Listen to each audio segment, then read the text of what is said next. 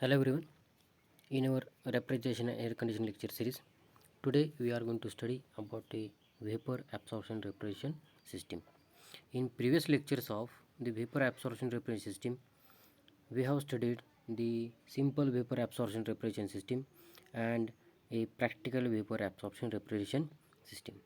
Today we are going to see the Electrolux refrigerator, or it is also called as three medium vapor absorption refrigeration system.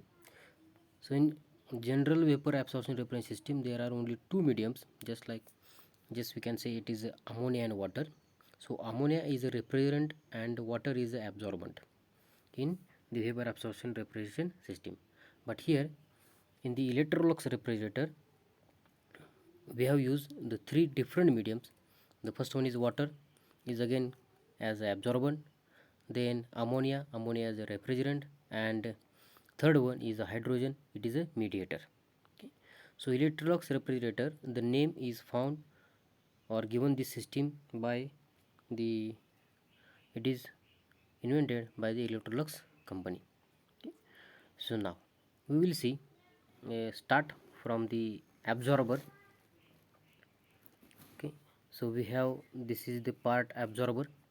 So in the absorber what will happen, whatever ammonia vapors coming from the evaporator, that will be separated, and this will be mixed with the weak solution coming from the generator. So weak solution, after heat exchanging with the strong solution through the heat exchanger, it is supplied to the absorber. So this weak solution, after absorbing the ammonia vapor, converted into strong solution. This strong solution again transfer to the generator, okay, through this heat exchanger. So purpose of this heat exchanger is to transfer the heat from weak solution to the strong solution. Okay. Now if you see here, in previous system we have used the pump or a pressure reducing wall in between the absorber, pump, it is placed in the in between the absorber and the generator, and pressure reducing wall will be placed between generator and absorber. So here if you see here, we are not using any pump or any pressure reducing wall or any expansion devices in this system.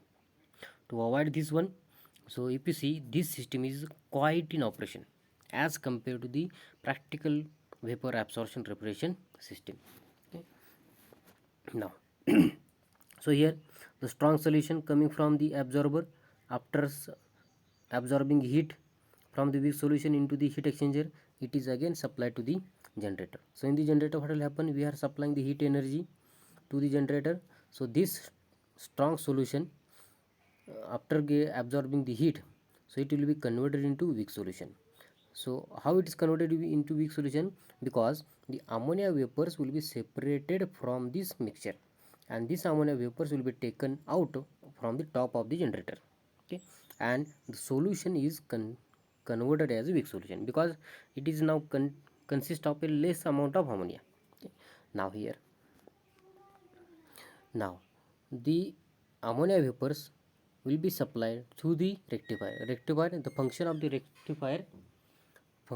rectifier to avoid the function of rectifier is to avoid the water vapors through passing through the condenser. So that's why it is also called as a dehydrator, because if you supply, if water vapors will be move again the condenser, then what will happen, it will be after at a low temperature, these water vapors become converted into ice, and these are going to choke the system. Okay, so to avoid this, so dehydrator or the rectifier is used. Okay, now this only ammonia vapors, this ammonia vapors now these ammonia vapors now we are supplying to the condenser. So we know that in condenser, by using cooling medium, we will reject the heat, and these ammonia vapors will be converted into liquid ammonia. Okay, so if you see, throughout the system we have pressure is the same. Okay, So now the pressure, now we will require the expansion device after the condensation. But in this system, Electrolux refrigerator, we are not using any expansion device. Okay, so this expansion will be carried out, or the flow will be taking place as condenser will be placed at some height and evaporator at the bottom. So during that flow and that pressure, the system will be operated. Okay, now here, now this liquid ammonia, we have supplied to the evaporator. Then we know that this liquid ammonia in contact with the surrounding medium, it absorbs the heat and converted into vapor. That means it will be absorb the latent heat of evaporation, and then whatever ammonia gas we have available, that will be again supplied to the absorber.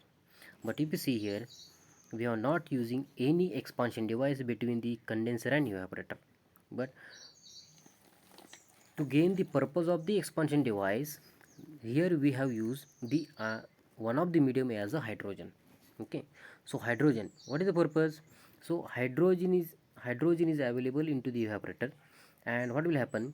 So ammonia vapors will be generated. Along with these ammonia vapors, these hydrogen vapors are again transferred to the absorber. Okay, so out of that, only ammonia will be separated into the absorber and converted as a strong solution by taking the weak solution.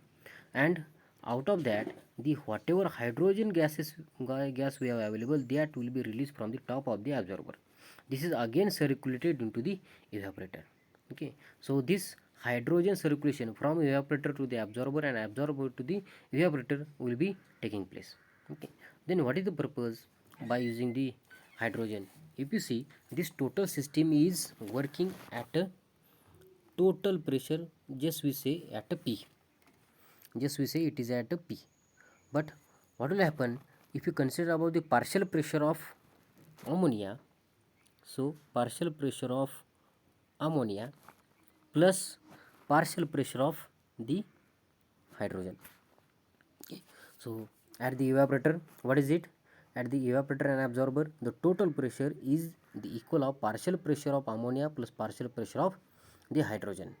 If you taking the total pressure is constant, and if only ammonia will be circulated, that means this total pressure is equal to the ammonia vapor. But here we have added the hydrogen vapors into the system, into the evaporator. Then what will happen?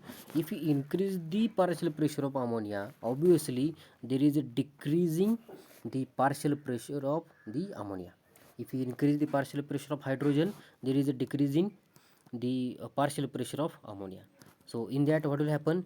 The our purpose is that we have to reduce the pressure of ammonia, because if you reduce the pressure of ammonia liquid, then obviously its temperature will be decreased, and at the low pressure and low temperature, it is going to absorb the heat into the evaporator from the surrounding medium. So this is our purpose, to use the other medium as a hydrogen.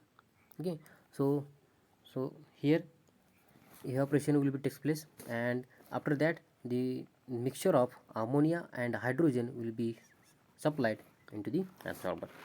So here this weak solution means this solution is the mixture of the water and ammonia. But in that, in the weak solution, the ammonia content is less, so we will consider it is a weak solution. After absorbing the ammonia vapors into the coming from the evaporator, that weak solution will be converted into strong solution. Now the ammonia content in the solution going to increase. Okay, so this is about the Electrolux refrigerator. So this is working on a pressure head for the flow of the ammonia and the partial pressure principle at the evaporator.